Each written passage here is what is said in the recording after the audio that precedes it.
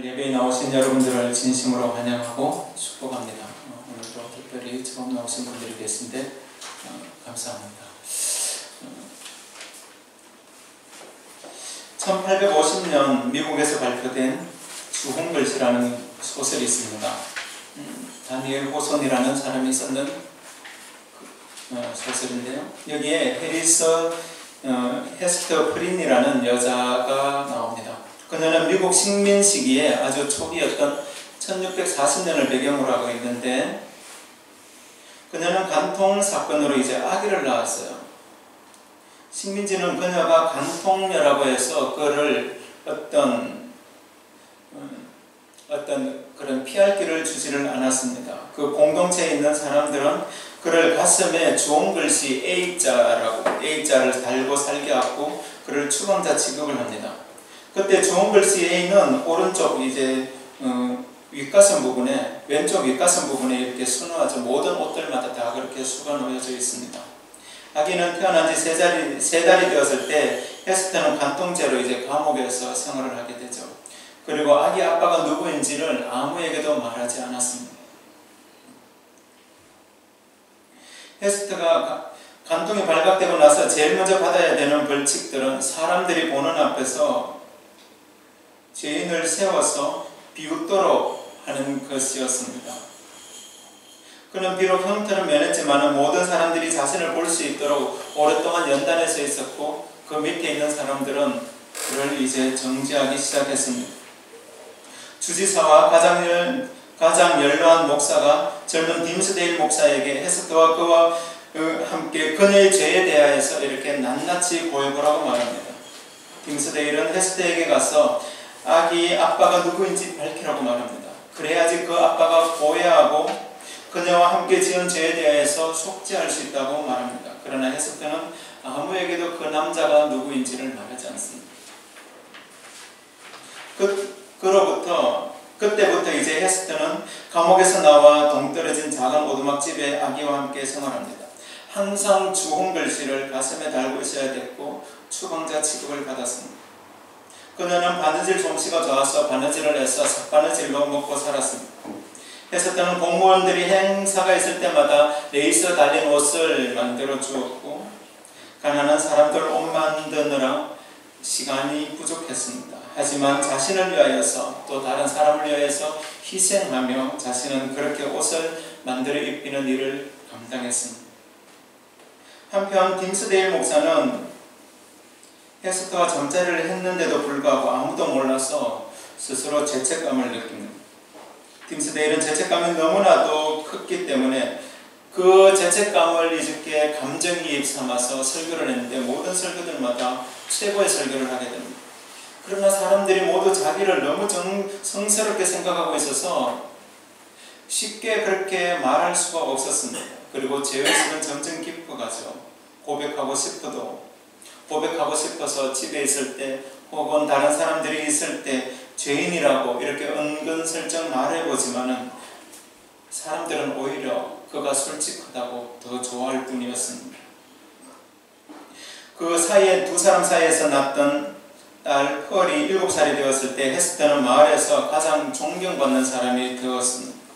사람들을 도와주는 일에 대부분의 시간을 보았고, 사람들이 아프거나 죽어갈 때 항상 그들을 위로하는 자리에 있었습니다.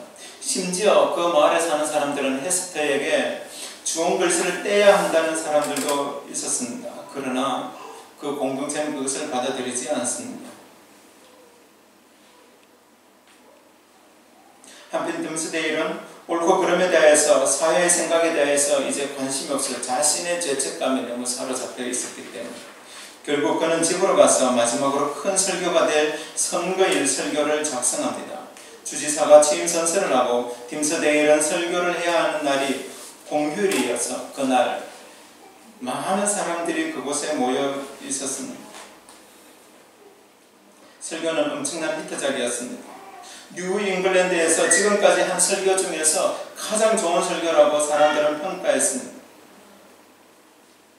그리고 딤스데일은 밖으로 나와서 헤스터와 펄 손을 잡고 형틀이 있는 연단으로 함께 올라갑니다. 딤스데일은 자기가 7년 전에 이 두 사람과 이 자리에 섰어야 됐다고 그렇게 말합니다. 그리고 셔츠를 걸러 그가 입고 있던 셔츠를 걸러서 가슴에 새겨진 A자 주홍 글씨를 보여줍니다. 그리고 딤스데일은 형틀에서 처형을 당하게 되죠. 이것이 주홍 글씨의 간략한 내용입니다. 본문으로 돌아와서 감람산에서 휴식을 취하신 예수님은 다음날 다시 예루살렘으로 가셨습니다. 유대인들의 살벌한 놈들이 예수님을 잡아서 어떻게 해서든지 그를 이제 종교 재판에 넘겨야 했습니다. 그것이 그들의 목표였습니다. 아침 햇살이 눈부시게 빛나는 아침에 예수님은 이제 사람들이 많이 모여있는 성전 입구에 앉으셨습니다. 그리고 그의 말씀을 들으려는 사람들이 지나가다가 예수님 앞에 앉았습니다. 물론 그들 가운데는 예수님의 말씀 가운데 들을 것이 하나도 없다, 저는 미치광이다라고 말하는 사람이 있었죠. 하지만 이분의 말씀을 들으면 바로 이분이야말로 이스라엘의 구원자, 우리의 메시아가 되는 분이다라고 그렇게 생각하는 사람들이 예수님 주변에 옹기종기 둘러 앉았습니다. 이 모습을 본 제사장들과 바리새인들은 방해를 하기도 하고 손가락질도 했죠. 그러나 무엇보다도 중요한 것은 예수님의 말씀을 듣는 일이 즐거웠습니다. 어떻게 갈릴리 지방에서 이런 사람이 나올 수 있을까라는 생각이 들 정도로 예수님의 말씀은 대단했습니다. 그렇게 하나님의 말씀을 전하고 듣고 있던 그때 한바탕 소동이 벌어졌습니다. 웅성웅성거리는 소리가 났고 예수님 앞으로 한 여인을 끌고 왔습니다. 가늠하다가 현장에서 잡혀온 여인이라고 예수님 앞에 말하는 것입니다. 그름한 옷을 입고 눈의 초점은 완전히 상실하였고 삶에 대한 의욕도 없는 그 여인은 몇몇 남자들의 손에 이끌려서 예수님 앞으로 왔습니다. 어떤 저항하고 싶은 마음도 없었습니다. 저항할 힘도 없었습니다. 그런데 더 이상한 것은 이 여인을 끌고 온 사람들의 태도였습니다.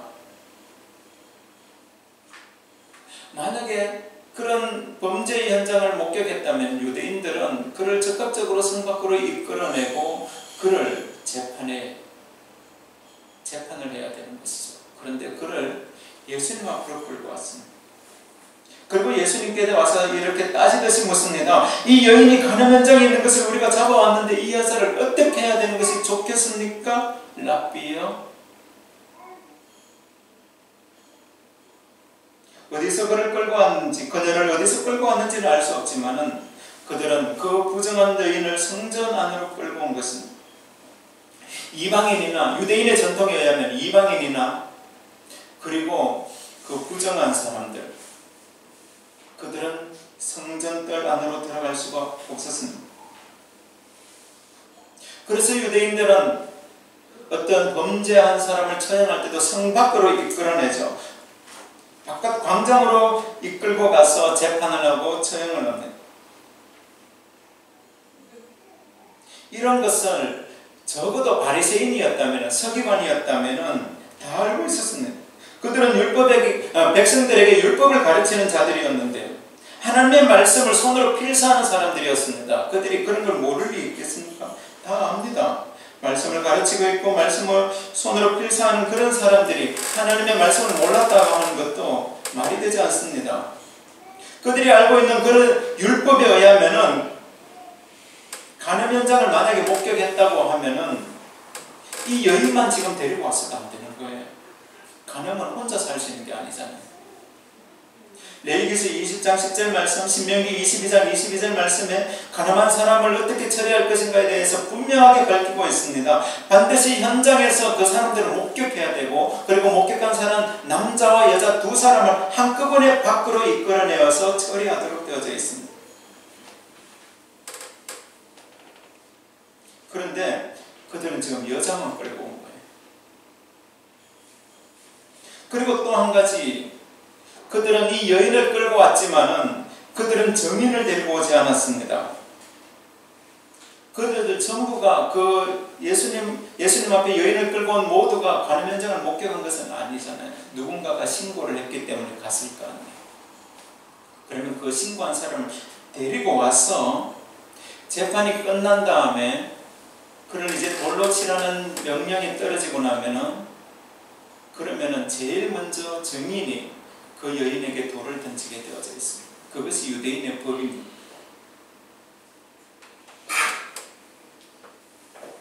그런데 그들이 이 여인을 데리고 성전 안으로 들어온 이유는 그들이 지금 사건의 초점을 여인에게 맞추고 있는 것이 아니라 누구에게 맞추고 있습니까? 예수님께 맞추고 있다는 것입니다. 예수님 앞으로 이 부정한 여인을 데리고 와서 어떻게 처리하는지, 그것이 유대인의 율법을 이 사람이 존경하는지, 예수라는 이 사람을 존경하는지, 아니면 율법을 깡그리 무시하는지, 스스로 하나님의 아들이라고 하는데 하나님의 아들로서 그것을 어떻게 증명해 보일 것인가 하는 그런 의문을 품고 예수님 앞으로 데려온 것입니다. 사실 이 바리새인이나 서기관들은 그냥 여자 한 명 죽는다고 그것이 그들에게 대수였겠습니다. 그것은 별로 중요하지 않았습니다. 그들은 자신들의 최대의 적, 자신들의 모든 죄를 이렇게 낱낱이 고하는 예수님을 잡기로 작정한 것이죠. 지금까지 예수님을 계속 기소했죠. 계속 그에게 죄를 찾았습니다. 그러나 마음의 심정은 가는데 물증이 없는 그런 상황이 있잖아요. 정황상으로는 신성모독한 것이 맞는데 정확하게 이 사람을 죽일 만한 그런 죄를 찾지 못하는 거예요. 그래서 이 여인을 믿기로 해서 그것을 한번 잡아보고자 예수님 앞으로 데리고 온 것입니다. 그들이 보고 싶은 것은 예수님이 모세의 율법에 대한 존경이 얼마나 있는 것인가 하는 그런 것이 아니었습니다.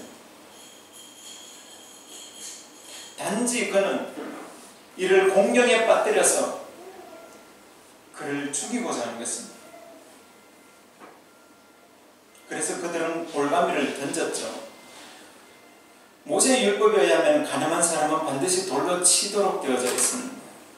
그렇잖아요. 신명기 22장 22절 말씀. 그런데 유대인 당시 유대 상황은 사형은 누가 내릴 수 있습니까? 로마 총독만이 내릴 수 있습니다. 일반 유대인들은 사형을 내릴 수가 없어요. 그래서 중간에 예수님을 몰아놓고 이리도 저리도 할 수 없도록 그렇게 지금 질문을 던지고 있는 것입니다. 그런 사람들의 태도에 예수님은 아무런 말씀도 하지 않으셨습니다. 그들을 다 둘러보시고 난 다음에 자리에 앉으셔서 손가락으로 땅바닥에 무엇인가를 쓰셨습니다. 사실 말도 되지 않는 조건이기 때문에 예수님이 듣기에도 이것은 말도 되지 않습니다. 그러나 예수님은 그들에게 대답할 필요가 있었습니다. 그래서 그는 말씀으로 대답하지 않으시고 손가락으로 무언가를 쓰셨습니다. 그 땅에 기록한 것이 무엇인지는 잘 모르겠어요. 책을 찾아봐도 내용이 나와 있지 않습니다. 그러나 아마 여러 사람이 추측하는 것은 아마 모세율법에 나와 있는 하나님을 사랑하고 내 이웃을 사랑하라는 그런 것일 수도 있겠다라고 말하는 학자들의 글을 읽었습니다. 그러나 다만 중요한 것은 그것이 아니라 예수님께서 뭔가 글을 쓰셨다는 것이고 그것을 본 사람들이 깜짝 놀랐다는 것입니다. 그리고 난 다음에 예수님은 곧바로 일어나셔서 그들에게 말씀하신 죄 없는 자가 돌로 치라라는 의미죠. 이 말씀에는 여러 가지 의미들이 다 담겨져 있습니다. 먼저 이 말씀은 마태복음 5장 17절에서 말씀하고 있는 대로 예수님은 율법을 폐하러 오신 분이 아니라 율법을 완성시키러 오신 분이십니다. 법은 있지만 법의 정신을 지키지 못하는 그때 당시의 유대 상황들, 정황들. 사실 2000년 전에 유대인들에게 있어서 모세의 율법이라는 것은 지상 최대의 법이었어요. 최고의 법이었습니다. 어떤 학자들의 기록을 봐도 당시에 그 모세오경에 기록된 그만한 법을 가지고 있지 못했어요. 성문화된 법을 가지고 있지 못했습니다. 그런 위대한 정신이, 위대한 법을 가지고 있었음에도 불구하고 유대인들이 법의 정신이 사라져 버렸어요. 그래서 예수님은 그 율법의 정신을 살리고 율법의 원제정자이신 하나님의 마음이 무엇인지 그것을 보여주기 원하셨던 것입니다. 그것을 몸소 직접적으로 보여주신 것이 바로 오늘 이 사건, 오늘 이 사건이라고 볼 수 있습니다. 세상에 있는 법은 그 어떤 법도 제정할 당시에는 사람을 살리기 위한 법이지 사람을 죽이기 위한 법은 없어요. 형법도 여러 가지 죄에 대한 처벌을 기록하고 있지만은 그것은 사람을 살리고 범죄를 예방하기 위한 것이죠. 사형제도가 있어야 되나 없어야 되나 폐지해야 되나 말아야 되나 여러 가지 논란들이 많이 있지만 그것의 기본적인 정신은 무엇이냐? 어떻게 하면 사람들에게 유익을 줄까 하는 것이에요. 사형제도를 유지해야 된다는 사람들도 사람들에게 유익을 주기 위해서 범죄를 예방하기 위해서 사형제도를 유지해야 된다는 것이고 없애야 된다는 사람도 인간의 존엄성을 사람이 그 생명을 빼앗을 수 없다는 것이죠. 논지가 둘 다 그래요. 그런데 그렇게 좋은 법을 가지고 있었음에도 불구하고 당시 유대 사회가 얼마나 경직하고 딱딱한 사회인지 우리는 앞에 5장을 살펴보는 가운데 안식일의 법을 통하여서 잘 보았잖아요. 안식일에 해야 될 것과 하지 말아야 될 것. 심지어 물건을 들어 옮겨서는 안 되는데 그 짐을 옮기면 일이 되는데 참고적으로 말씀드리면 그렇습니다. 그 짐의 범위가 어느 정도냐면 호도 2알 크기의 무게만 손에 들어도 주일날 노동이 되는 것은 그러면 안식일을 범한 것이 되는 거예요. 얼마나 딱딱합니까? 그런 사회에 예수님은 율법의 정신을 살리기 위해서 한 말씀을 하신 것은 간음에 대한 처벌은 돌로 치는 것이죠. 그러나 그것만이 능사가 아닌 것입니다. 죄 없는 자가 돌로 치라 하는 것입니다. 예수님은 그 한 말씀을 통하여서 율법, 하나님을 사랑하고 내 이웃을 내 몸같이 사랑하라는 그것을 몸소 보여주신 것이죠. 두 번째로 예수님은 이 한 말씀을 통해서 하나님의 공의를 회복하셨습니다. 비록 불쌍하고 가느린 여인이지만 예수님의 마지막 문장은 돌로 치라 하는 것입니다. 법의 공의를 세우셨죠.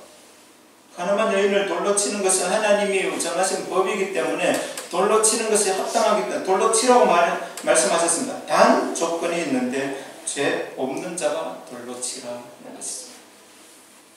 세 번째로 예수님은 이 한 말씀을 통하여서 하나님이 사랑이시다는 것을 만방히 보여주신 것입니다.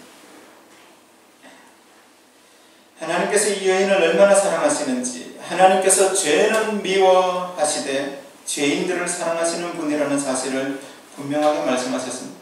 사실 죄는 무시무시한 것이죠. 야고보서 1장 15절 말씀에 죄의 결과는 사망이라고 말씀하고 있습니다. 그런데 이 죄를 피해갈 사람이 아무도 없는 것이에요. 그런 죄에 대하여서 심판을 분명하게 선포하셨지만 그러나 그 심판자가 누가 되어야 되는가 하는 것입니다. 앞에서도 말씀드렸습니다만 간음 현장에서 잡혔다면 그를 목격한 사람을 반드시 데리고 와서 그 사람이 먼저 심판하도록 되어져 있는, 왜냐하면 그 사람은 눈으로 봤거든요. 확실한 장면을 목격했거든요. 그러면은 그 옆에 있는 사람들이 돕는 것입니다. 그 사람이 돌로 침으로 인하여서 나는 그 죄와 무관하다는 것을 먼저 탁 행동으로 보여주는 것이죠. 그런데 그렇게 할 수 있는 사람이 그들 가운데 아무도 없었습니다. 어느 누구도 모세 율법에 완전하고 깨끗하다고 말할 수 있는 사람이 없었습니다. 세상에는 어느 누구도 하나님 앞에서 의인이라고 자부할 수 없는 것이죠. 우리가 다른 사람들 앞에서 큰 소리 뻥뻥 칠 수 있는지는 모르지만 하나님 앞에서 1대1로 나가보면 누구나 다 똑같습니다. 어느 누구도 하나님 앞에서 고개를 떳떳하게 들 수 있는 사람이 없다는 것입니다. 아멘. 그런 의미에서 아마 교회 목사님들이 가장 큰 죄인이 아닌가 생각이 되었습니다. 하나님의 말씀을 선포하고 하나님의 말씀을 선언해야 되는, 전해야 되는 자리에 있기 때문에 말씀은 선언하지만 지금까지 전한 설교의 내용들을 가만히 보면 해라 하지 마라 해라 하지 마라 라는 소리를 가장 많이 하는 분들이 바로 목사님들이죠. 그런데 실제로 목사님들은 그렇게 해라 말라 하고 나서 실천하느냐, 그것은 제 자신을 돌아보더라도 참 부끄러운 일인 것은 틀림이 없는 것 같습니다. 모든 것을 다 하나님께서 보고 계시기 때문에.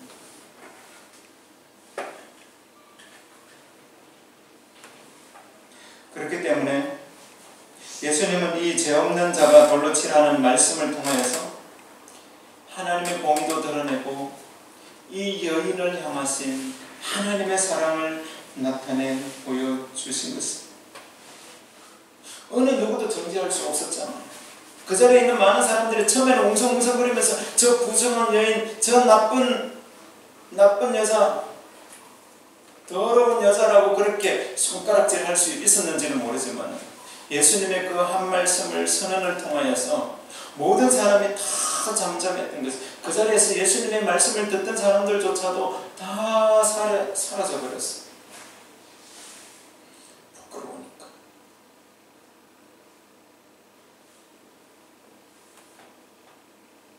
사실 오늘 이 장면에서 우리 자신들을 좀 볼 수 있었으면 좋겠습니다. 어떤 분들은 교도소에 가면은 교도소에 간 사람들은 드러난 죄인들이고 지금 이 자리에 앉아있는 우리들은 숨겨진 죄인이라고 말씀하는 말씀도 들은 적이 있습니다. 바리새인들도 자신들이 하나님 앞에서 거룩하다고 자랑 많이 하죠. 기도할 때도 많은 사람들이 보는 큰 광장 같은 데서 손을 들고 기도하고, 금식할 때는 머리에 죄를 뒤집어서 나 금식한다, 나 좀 봐달라라고 그렇게 손을 들고 기도하기도 하죠. 그러나 그 바리새인들도 얼마나 하나님 앞에서 연약하고 부족한 자인지, 만약에 다른 사람이 그 바리새인들을 손가락질하고 그를 회개하라고 했으면은 아마도 별로 설득력이 없었을 거예요. 그런데 예수님은 죄가 없으신 분이십니다. 예수님은 그들을 아주 신랄하게 비판을 하죠.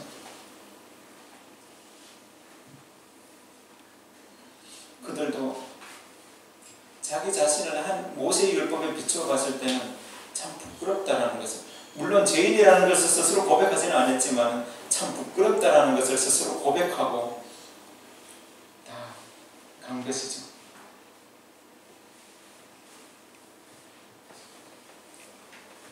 그러니 그들은 전부 돌을 내려놓고 도망을 가버리고 말았습니다. 예수님께서 아무도 없는 그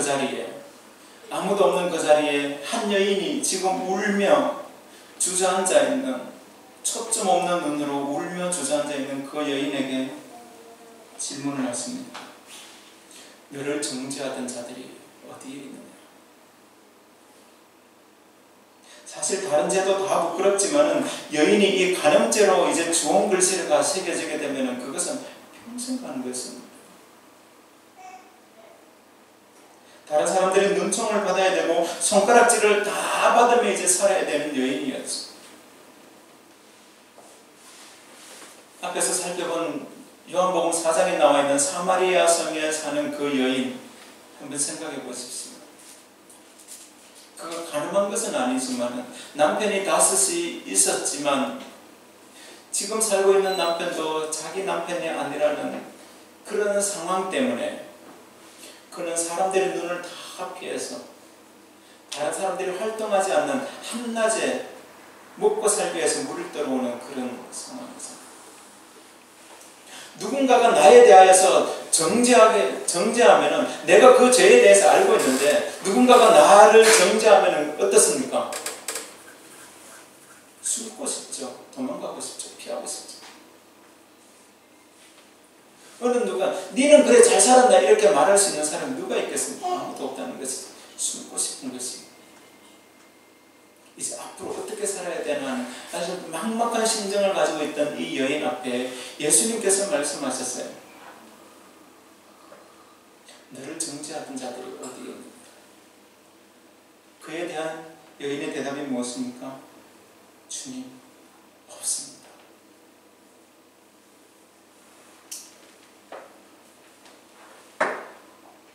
사랑하는 성도 여러분, 세상에 많은 사람들은 우리를 어떻게 해서든지 정죄하고 넘어뜨리고 잡아뜨리고 어떻게 해서든지 올가미를 씌워서라도 십자가 형태를 달고 싶은 것이 사람들의 심정이지만, 우리가 믿는 하나님 그 아들 예수 그리스도는 바다와 같은 넓은 사랑으로 모든 것을 다 용서해 주시는 줄 믿으시기 바랍니다.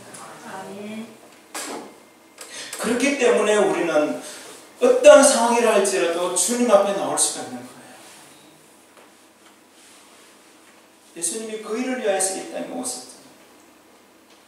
바리새인들의 모습과 너무나도 비교가 되지 않습니까?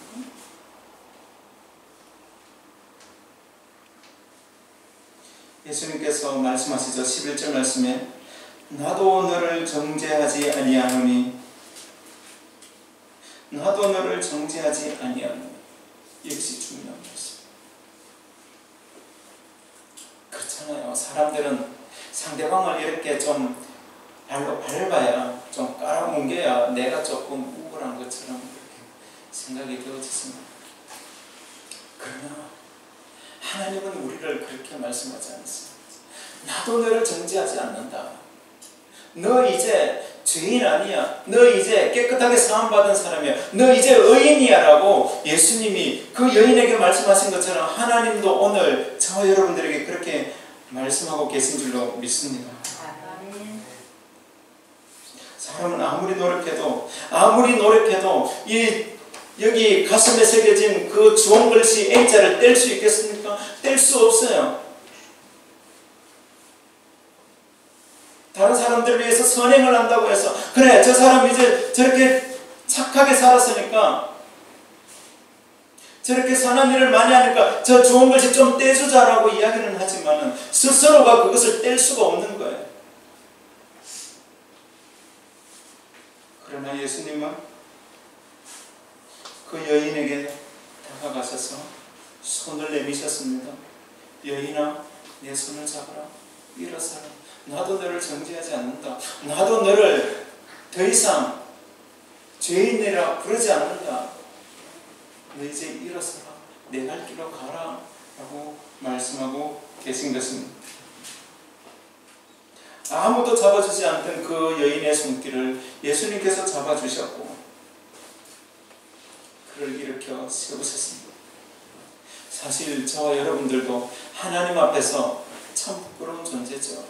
참 부끄러운 사람이 말씀을 전한다는 그 자체도, 사실 이런 말씀을 전한다는 그 자체도 참 무거운 짐입니다. 하지만 오늘 이 시간 저와 여러분들이 하나님 앞으로 나아갈 때 하나님은 우리의 모든 무거운 짐들을 다 벗겨주시고 수고하고 무거운 짐진 자들아 다 내게로 오라. 내가 너희를 쉬게 할 것이다. 그 믿음이 저와 여러분의 믿음이 될 수 있기를 주님의 이름으로 축복합니다.